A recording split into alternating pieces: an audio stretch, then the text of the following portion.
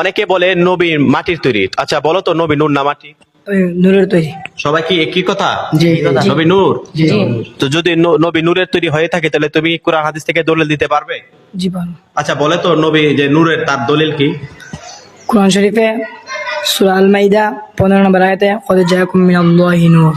কোরআন শরীফে সূরা মাইদাতে রয়েছে 15 নম্বর আয়াতে কদ জাআকুম মিনাল্লাহি নূর, অর্থাৎ নবী নূরের তৈরি। সকলে বলে আলহামদুলিল্লাহ। যারা ভিডিওটি দেখতেছেন, আপনাদেরকে অনুরোধ করবো ভিডিওটি একটু লাইক কমেন্ট শেয়ার করে সকল মানুষের কাছে পৌঁছে দিবেন। আচ্ছা, দ্বিতীয় নম্বর আরেকটি প্রশ্ন আমরা তাদের কাছে জানতে চাচ্ছি।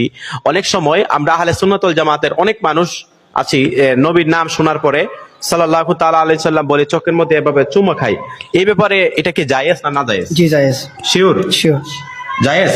জায়েজ। আচ্ছা, যদি জায়েজ হয়ে থাকে তাহলে উত্তর দিতে পারলে তোমাদের জন্য পুরস্কারের ব্যবস্থা করা আছে। আচ্ছা বলো তো, নবীজির নাম শোনার পরে চোখে চুমু দিলে এটা কুরআন অথবা হাদিসে আছে কিনা একটু বলো। জি হাদিস শরীফে আছে। আচ্ছা বলো তো দলিল বলো। আল্লামা মোল্লা আলী কারি আসরারুল মারফু পৃষ্ঠা নং 312 আর হাদিস শরীফের নাম্বার হলো 453। আলহামদুলিল্লাহ।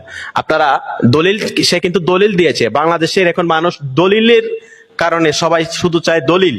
তো সেই জন্য আমার এই ভাইটা বলেছে যে দলিল দিয়েছে আল্লামা মোল্লা আলী কারি রহমাতুল্লাহ আলাইহি কিতাব থেকে, এবং হাদিস নাম্বার পৃষ্ঠা নাম্বার সহ বলেছে। আচ্ছা বলো তো হাদিসটা কি?